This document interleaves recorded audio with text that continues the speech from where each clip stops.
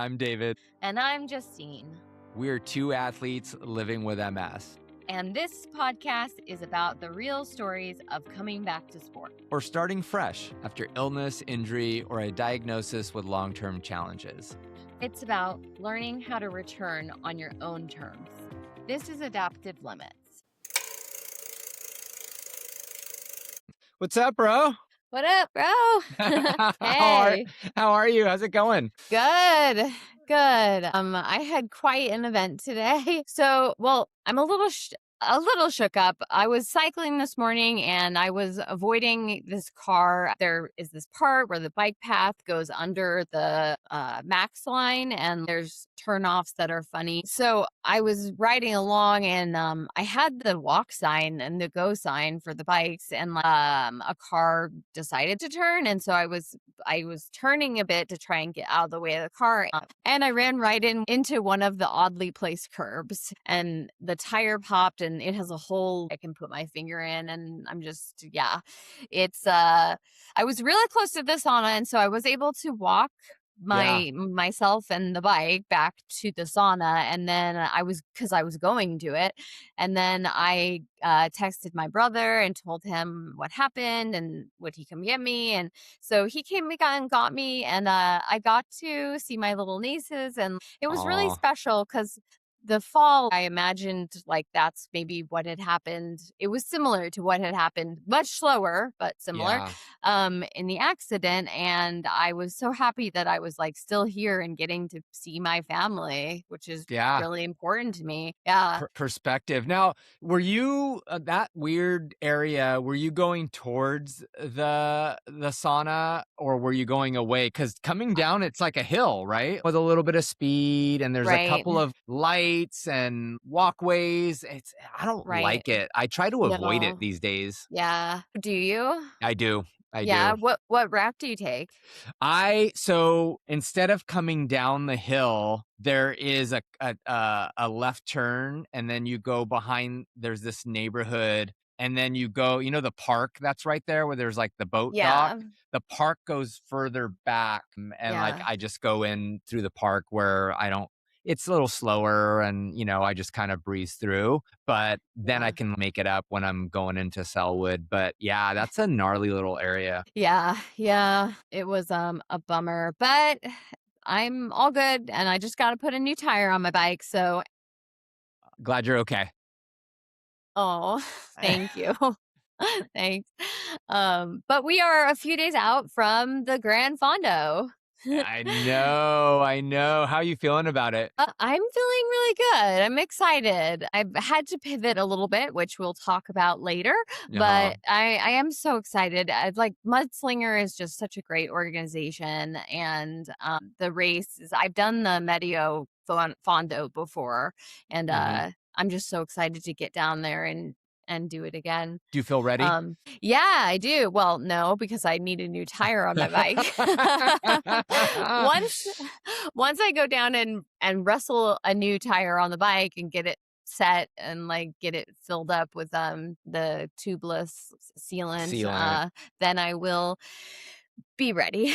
Yeah. How about you? I'm excited. I'm a little nervous, but good nervous. I feel like I'm ready. I've been working really hard, and my goal is to just have a good day out there and enjoy it. So Yeah. And it's your first race. it is my first race. I've done all these, charity rides or Yeah. longer rides, but this is the first one where I'm reading the rules. And so I was just kind of like, it was like all over my head. I was, and yeah, so I'm a little nervous. Yeah. I only know what I know, and I don't know what I don't know. So but Right. I think I'll be okay. Yeah. And you've ridden that far. It's so, I have. I you're have able ridden to do that far. it. Yeah. Yeah, I've ridden that far. I've never climbed that much in a ride.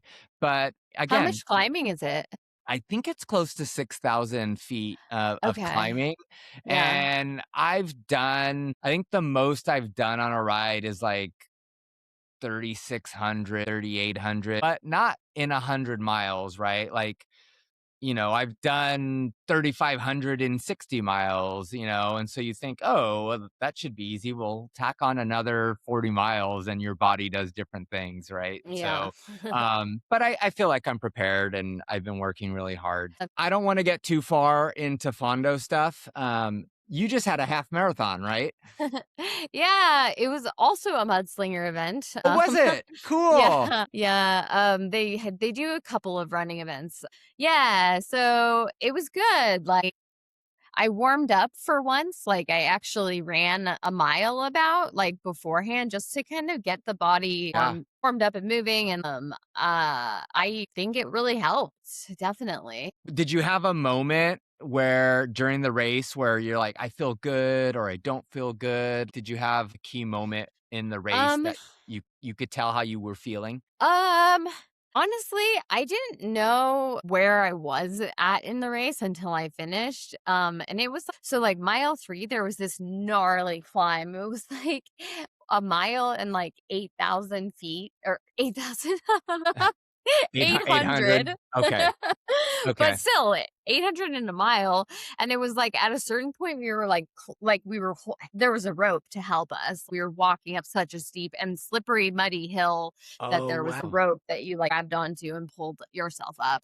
It was, yeah, very tough.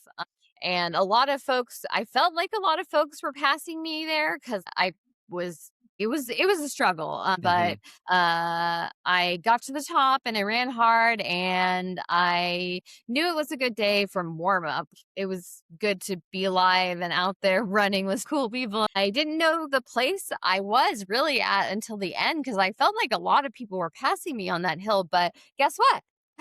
I finished first in my age group. So, Awesome. That's so yeah. cool. Like, so you tell me you were seeing people pass you up and it was a tough hill. Did you think it was in the cards for you to come in first in your age group? No, no, I didn't. And 5th overall female. And no, I did not think it was in the cards. I was, I knew I could do well. I had visualized it, not visualizing myself on the podium, but visualizing myself executing each step of the race. So like, visualizing, executing, pacing, Mhm. executing aid stations strategy, which we will talk about I will be for the picking your Fondo. brain. um, and when to push, when to back off. And I think imagining it as if it were a memory that's part of visualization and it helps. It's as if you have run the race before. If you've visualized it, you've placed that memory in your brain. But That's yeah. so interesting. What is winning? How many races have you won races since your accident or anything like that? Or what does winning your age group mean to you? I haven't won since my accident. That's But congratulations. That's even yeah. more monumental. Like here you are a couple years post your accident and winning your age group in what sounds like a pretty gnarly race. Yeah. It was definitely that hill was wow. Just yeah, it was tough. And yeah, I mean it's really meaningful. I'm optimistic that it means that I'm getting back on track with, not I don't want to say I'm becoming the athlete I was, like because it's a new thing. It's a new life. I have a new body, but I'm back on track with the athletic trajectory I was on before the accident. I was working hard to be competitive and to show up and to have fun and meet people. And so yeah, I feel like I'm getting back there and I'm still rebuilding, but I'm getting there. So awesome. So, okay, we are a week out from the Fondo, and so it's next weekend. So let's talk Yeah. about the race. Yeah. Yeah. So let's like how was this training block? Like what did it look like for you? So I was a little worried about it because this was a really busy stretch for me where I was doing a lot of traveling and travel takes a lot out of me. When I look at like my heart rate variability and my resting heart rate, it totally like either shoots up or shoots down. And so training while traveling is probably not the smartest decision. And just to give you context, like I drove up to Tacoma I think you and I were texting and I was driving up there, and then I flew to Bend, and then that day flew from Bend to Seattle, and then last weekend flew to San Jose, and I flew to Costa Mesa, all this travel. Wow. And but I was putting it in my training peaks and my coach was working around it. I know one of the things he wanted me to do was getting a 4-hour block in, and he had put it on last Sunday, and I was traveling back on Sunday, and I told him, I can try and do it after I get back. And I love that he's like, no, travel and training on the same day is a recipe for disaster. Just make sure you get it in before this day. And I did. I pushed it out a day. I felt great. I ended up, I think, riding close to 60 miles, did like 3,500 feet of climbing. And then he wanted me to get a 3-hour block in today, which is, I think, my last long block before the Fondo. So I went out for 3 hours. I rode, I think, about 40 miles and climbed about like 2,400 feet, and did a few thresholds in the middle on Riverview Cemetery. And so it's good. And then there's a couple more off days this week, couple workouts, nothing too crazy. And then he has me fleshing out my legs on Friday for an hour, and then the Fondo on Saturday. So it's going good. How's training going for you? Good. It's good. I focus on the ultra running stuff a little bit more than cycling, Hmm. but I still love cycling a lot and do it a lot. So I've been running. I ran 20 miles yesterday, and I did 20 miles the Friday before that, Yeah. before this Friday. And so I'm at peak mileage before I do this 50K on May 30th, the Smith Rock 50K. Hmm. Uh, with alpine running, and that's been my main focus. Like, that's Sure. my A race more than Of the course. Fondo has been my focus. I'm more of a runner than a cyclist, Yeah. like maybe like a little. Yeah. I'm Do you? recovering really well. I'm making sure that I'm getting the sleep that I need to recover. I'm prioritizing sleep, phone Yeah. away, light off, done, y- getting 8 hours at least, and Yeah. really committed to it. And it's, I think, making a difference. Yeah. So let me ask you, do you use a heart rate monitor? Because that's something I've been really keeping an eye on, like when it gets to a certain level. Yeah, I do. This is Cool. a a heart rate. Yeah, this is a heart Yeah. rate monitor. I forgot I was wearing this. It's a Chorus armband. I use it a lot. Like, I used it before I got this. I used to use the watch, but Hmm. this is more accurate. Been using it a lot for a lot of years to manage my output and to see how hard I'm working, especially during a race, to see how hard I'm working and to see if I should back off or not, or to see if Hmm. I can push or not. Like, so for example, that steep climb I described in my race, 8,000 feet. So 1 mile, 800 feet. 800 Like, feet. yes, 800 feet. During that part, like, felt my heart rate, like it hit threshold, and I knew I felt it, but I could see it. Like, it hit threshold and I knew I needed to back off. So, Hmm. like, threshold heart rate is like where you're like going from comfortably hard to like, this is going to be unsustainable, like, after a bit. And it's like the highest intensity you can hold for 45 or 60 minutes. And I was at mile 3 of 13. So I was not about to redline for 10 miles. And so I knew I had to just ease off. It, like, I would, yeah, it would have been, I would have fallen apart.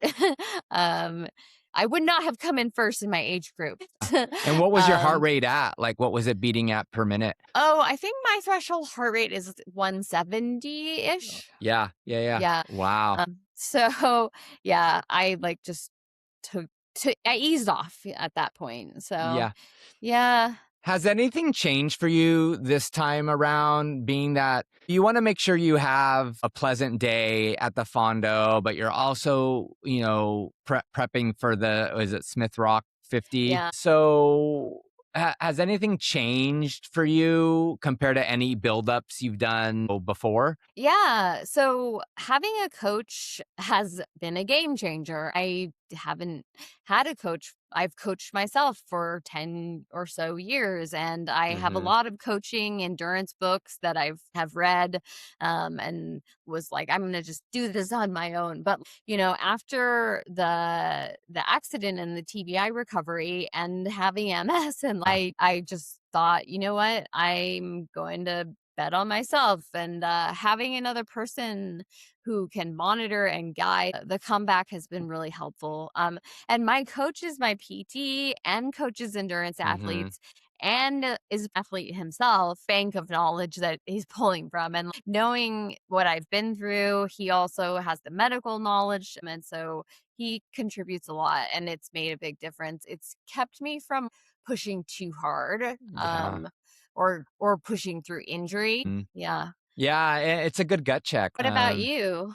Yeah, coaching is a coach has been good for me too. It's I before I would just ride. I've talked about it, so I won't spend too much time on it. I would just ride, and now I'm riding with more a sense of purpose. There's a reason to why I'm riding the way I ride, or the length of time I'm riding. Like heck, I have a call with him on Monday so that we can strategize the Fondo next weekend. So it's nice to be able to talk to somebody who knows it and understands it, right? Yeah. Yeah. And like, honestly, I think like we've both talked about our coaches before. And other than that, I think one thing that both of us have had to work on this training cycle is the pivot, right?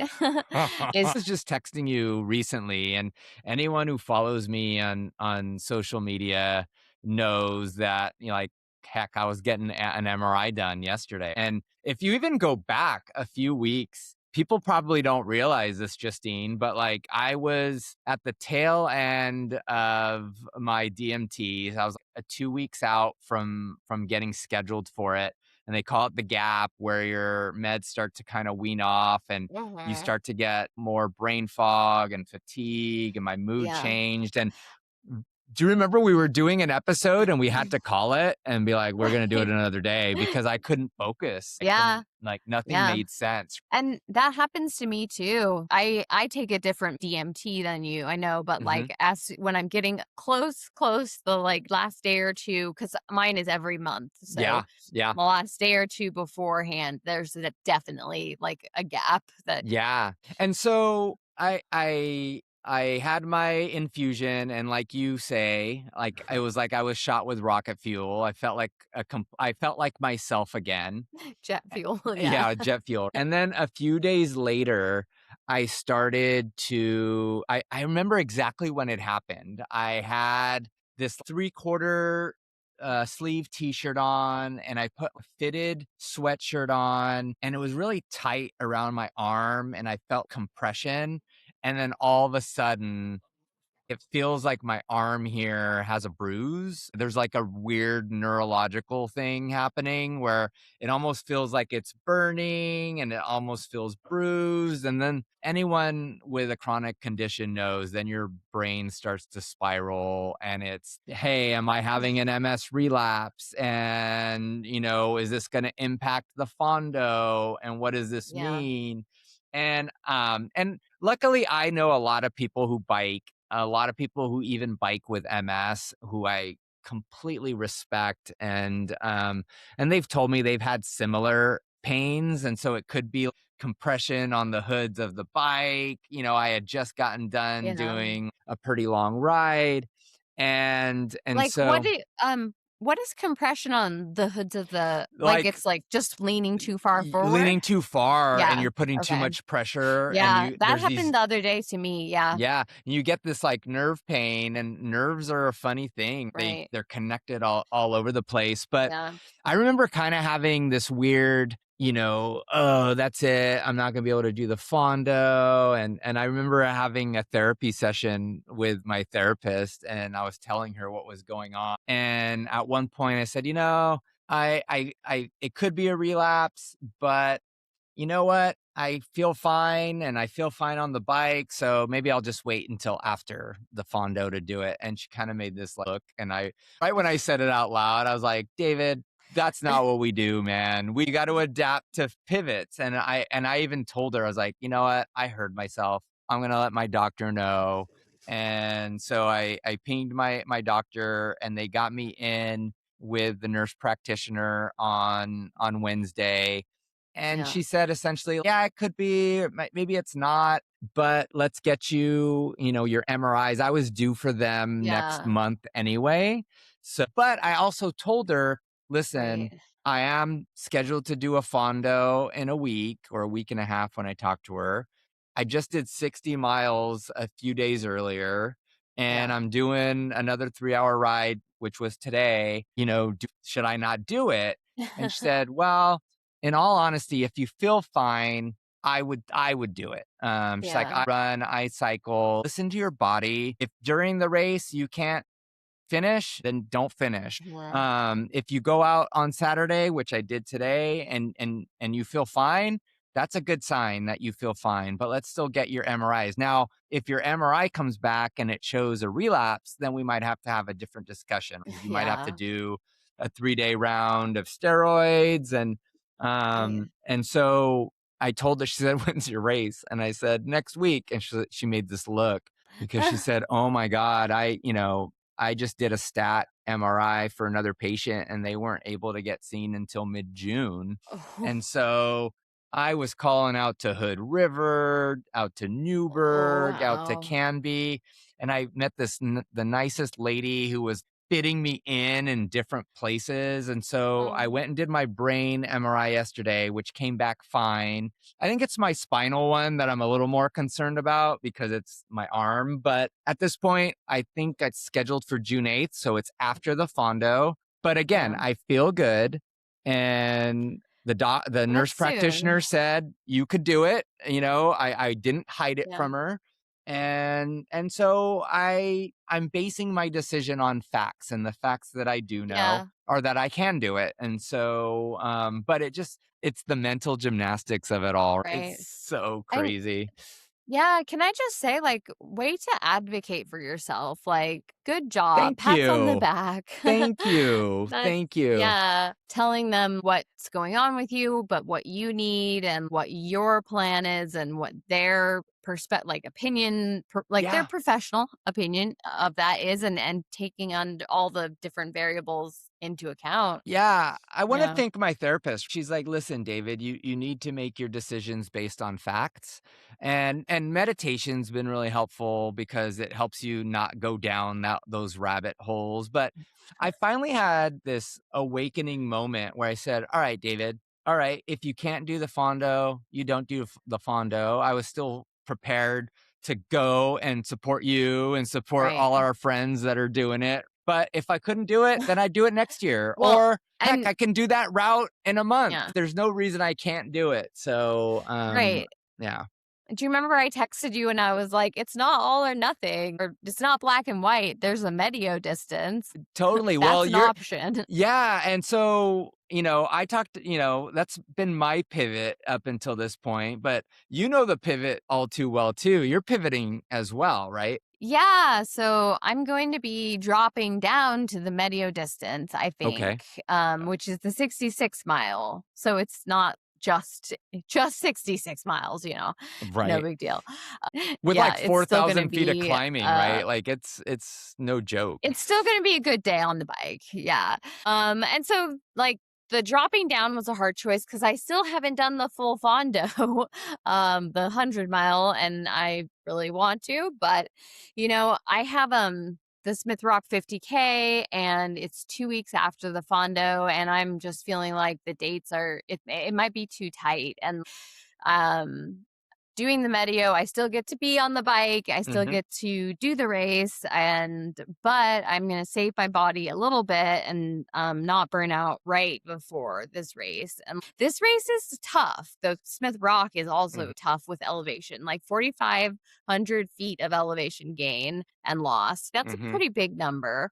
And yeah, I need to just think longer term. As I've said, I feel like I'm building something, and so it's just not pushing it too hard, and Good for methodically you. testing out like what what can my new brain and body do? We've seen the couple of 50Ks, couple 40-mile runs I have done in the last year, like various points in time, like after 20 miles, then 30, then 40, 45. My brain starts to shut down. My cognition starts to go offline. So this is like a good test to see, like, okay, with this amount of elevation gain and loss, how is my brain going to do with that? Good for It's you gonna for be pivot. good. Good for you for pivoting, right? And you've said yourself, right? You identify, I think, as an athlete, but running's your love. Like that's and you want to be smart, and that's a big race. And that Medio is still a challenge. Not Yeah. everybody can do that. And the fact No, that you and were okay doing that, I think speaks volumes to your attitude, and it's contagious. It's great. yeah, and that, like, I have ridden the Medio before, and I got 2nd in my age group that time. So my only goal that's left is 1st in my age group. Here we go. There you go. Let's go. Let's do it. Let's That's the do it. new goal. That's the new goal. So, okay. So I need your help because we said earlier this is my first race. And I'm like, okay, what's race day like and how do I prep? And so, Mhm. if you were my coach, give me an overall race strategy. What would you tell me, David, this is what you need to do? Oh gosh. Um, you need to win. Or Well, you're gonna no. let me just before you answer that question, I just want to like lay the cards out on the table here that you got second in your age group. You just won first place in your age group in a race. I just want to finish. Like the reality is at 48, my age Yeah. group is probably a bunch of doctors and dentists who ride like $15,000 bikes and like ride every day and probably can do a hundo in like, Yeah. 4.5 hours or something crazy like that. Right. So I just want to finish and I will be Yeah. happy to know that I finished.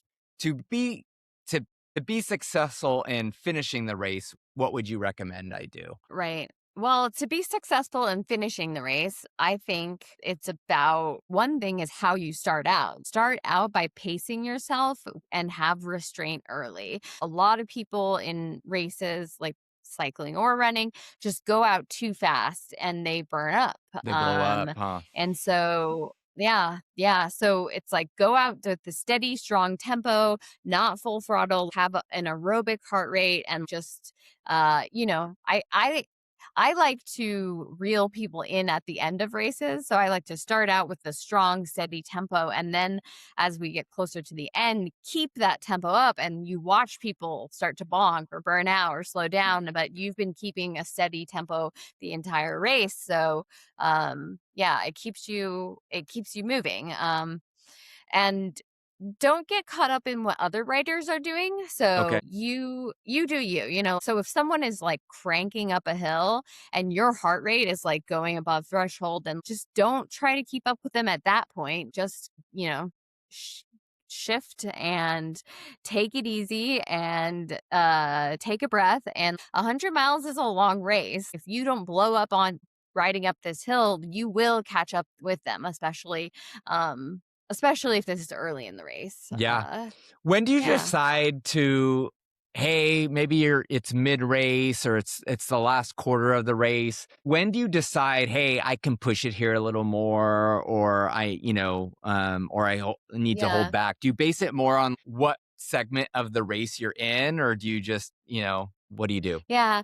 I think it depends on the course. So I can't say I haven't looked at the course map for the Fondo yet, but knowing when the elevation changes, when it's going up and going down, like that matters. But so it's your race. You want to do what feels good to you. Like, don't push just for vanity. Like I said, not for vanity. If someone's cranking up a hill and it's threshold heart rate for you, do not crank up the hill. Keeping up with them. Just slow down and take it easy and keep moving. And, you know, as my coach says about us showing up to endurance with MS, you've been proving yourself for years. So you don't Yeah. have anything to prove. So know that, like, you don't have anything to prove. I'll tell you when I do like to push, one thing is I like to get in and out of aid stations really quickly, Okay. and we'll talk about that. So, but I like to get in, out, and use the momentum of getting out of the aid station as like give me a little kick. So that could be a good little like fresh energy. Okay. How long would you Yeah. say you're in an aid station for? So I'm at an aid station for as little as possible. So I say you should try to not ever spend and waste time at an aid station. Like get Okay. in and out as quickly as you can. Yes, you can use the bathroom if you need to use the bathroom, but do not, you're not there to chat. Like you're Yeah. there to race. So Yep. say thank you. You can be nice and polite, but you're not there to chat with them. I Yeah. know, and you're very chatty. So I know, I know, I know. And I'm like thinking of like Bike MS where you head yeah. into a station and it's like Yeah. And you're like, people what's want up, you to tell bro? you your MS story and your Yeah. diagnosis story. Yeah. And I don't got time for that. I Yeah. need to go in, get some fuel and, and head out. Okay. Totally. Yeah, no, yeah, just get in, get out. You're not here to chat and like say what you need, say thank you, go. And like one thing I always do also is I envision what I need to ask for before I get to the aid station. So when I know I'm like a mile from the aid station, I start thinking, okay, how much water have I had? How many gels do I have left? How much like do I need any electrolytes and that kind of thing. And then I go through like a checklist in my head of what I need to get at the aid station. And I even rehearse asking for it because I rehearse the questions I know I'm going to get from them, like, and the answer to those questions. So like, I need one water bottle filled and I'm out of gels. I'm going to hand them the bottle and then say, I need water and two gels. I don't care what flavor. Because it's not a salt and straw. I'm not here to talk about the flavor of the gels or like we're not here to have Can you a scoop from the taste back? comparison test. Yes, from the back. Yeah. So it's like I need water, please, a gel. I don't care what flavor. So Okay. it's just that is a way to kind of like politely but not have a conversation about gels. They will ask you about it. And then you're able to just get what you need and get out. And like that's how I think that I moved from like I was first in my age group but fifth overall, but I passed two people at the last aid station because I went in and I was like water, gel, don't care what flavor, whatever, bye, thank you, and go. And that was definitely how I made time. And it was both of the people who were in my age group that were Oh, like, wow. yeah. Yeah, so Wow. that's how I ended up beating them because I the aid station strategy is just really it makes a difference, definitely. So I So don't know be chatty. I won't be. That's gonna be hard, but I'll try because I'm a chatty Cathy. Tell me about Well, what race fueling looks like for you. yeah. Well, don't chat too much and also like think about what you need before you get there and be Okay. ready to ask for it. That's Okay. like the other piece that is really important. And so I'm guessing there's water there. You can refill your water Yeah. bottles, or are there people filling water bottles? How does There it are work? people probably yeah, probably the people who are there will either fill it for you or they'll point it out to you where Okay. you go to fill it. Yeah. Okay. Cool. But yeah, what does race fueling look like?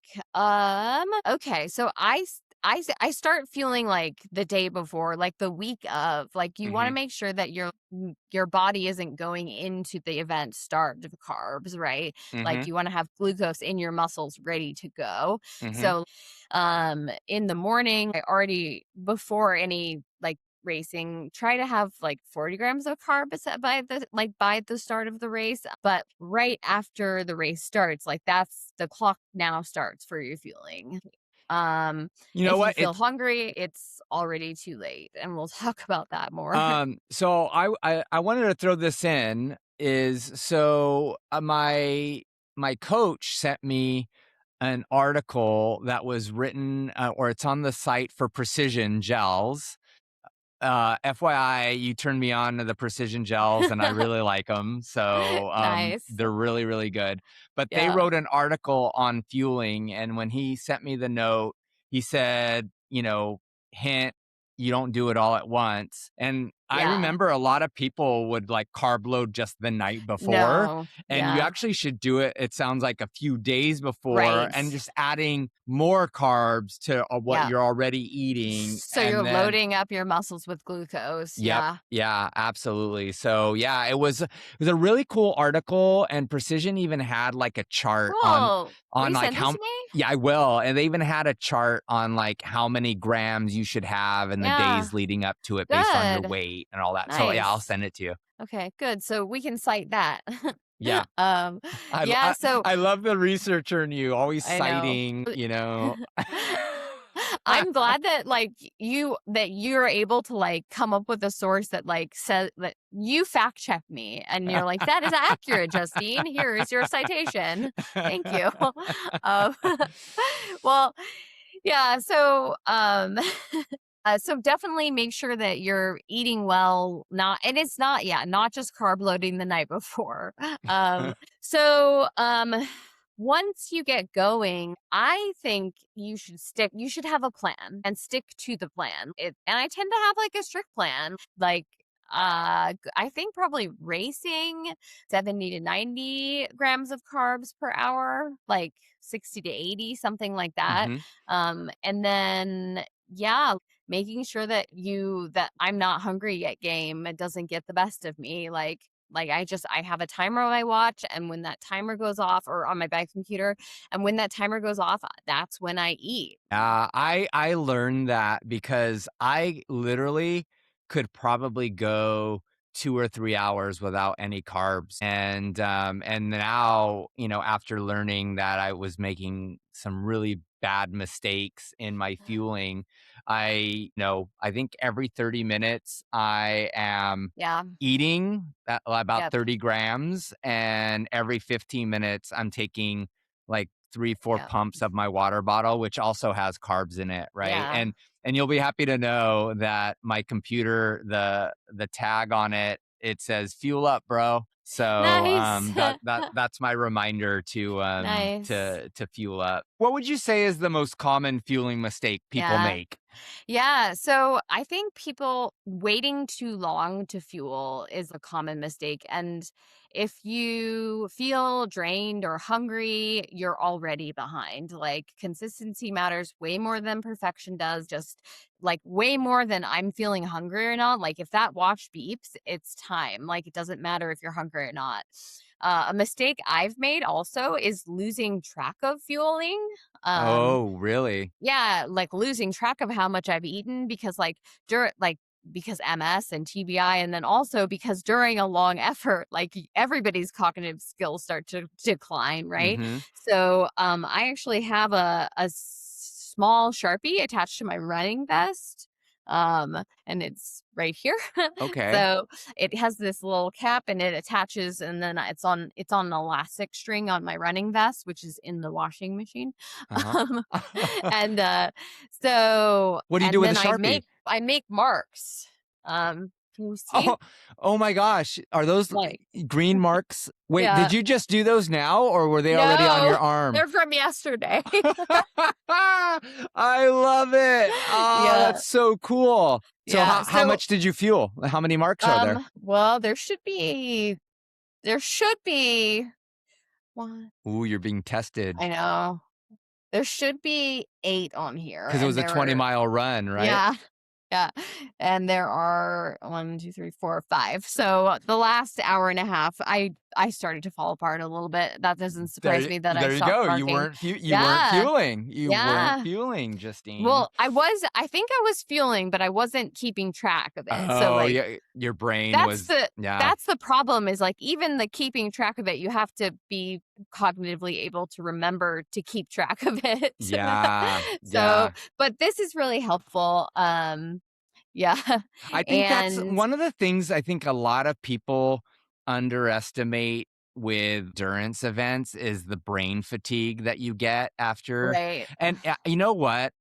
You got a text from me earlier this week. I got down the rabbit hole of what is it, Cocodona 250, Yeah. and I was watching all these runners running 250 miles, and then so then you go down the rabbit hole, and I was like, "What's a pacer do for a runner?" And they're like, "Well, they kind of keep you on track because you start to have mental Yeah. fatigue, and you don't know where you're going, or you can make a Yeah. wrong turn." And then Right. it just got me to thinking, oh my gosh, like the mind is a fascinating thing. And when you're Right. pushing it to those levels, it can really Yeah. fatigue quickly. Yeah. Oh, it can, like and they also make sure pacers are really good for, like, helping you eat, make sure you've eaten, and yeah, don't fall apart. Right? Let's talk about the mental side of things and the mental game of competing as an athlete with a chronic condition. What has the mental side of this training block looks like for you? Yeah, I, I, in hindsight, I'm looking back and I feel like I put more pressure on myself before these big rides, even though charity events aren't races, right? But they're still big rides, and I'm still doing it to prove to myself that I can do it. And I feel I give myself such harsh expectations. At the end of the day, if you have to pivot, if you have to change course, if you have to stop for the day, the world's not going to crumble, right? And I'm starting to learn that. It's not perfect. I'm still working on it, but I think, just when we were talking about earlier, when I had that, moment where I was like, you know what? If I can't compete in the Fondo, then I'll do it next year or I'll find another race, later this year. And who knows, maybe I'll ship my bike there or heck, I'm supposed to go to London in June. So I go on an epic bike ride with Paulina. So yeah, just realizing things change. It's okay. And it's okay to pivot. And I'm still learning it, but the mental side is big. Yeah. I have an odd neurological symptom. Well, is it MS or is it just nerve compression or what is Yeah. it? And your brain starts to go through all these weird spirals, right? And I think on some level, the brain tries to talk you out of stuff too, especially because it knows how hard some of these things are. And Yeah. so you just gotta, I think for me, like base my decisions on facts. That's the most important thing I can do. Right. How about Yeah. you?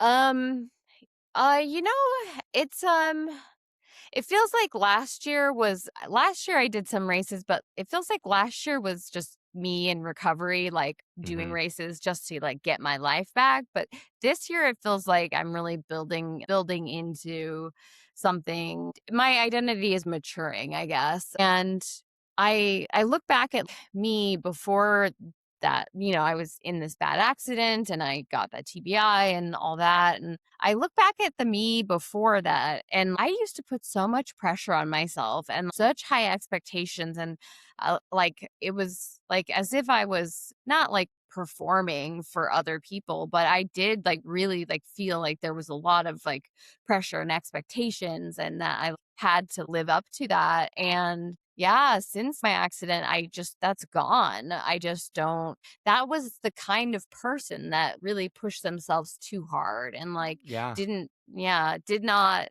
train smart. And I definitely think, yeah, I think I'm maturing as an athlete, I guess, is I the word love I would it. use. So, we always close these with like, what's the topic and what's our, reflection of the episode. And I think for here, it's pivoting, right? Like, you and I are pivoting. We've had to pivot. We continue to pivot.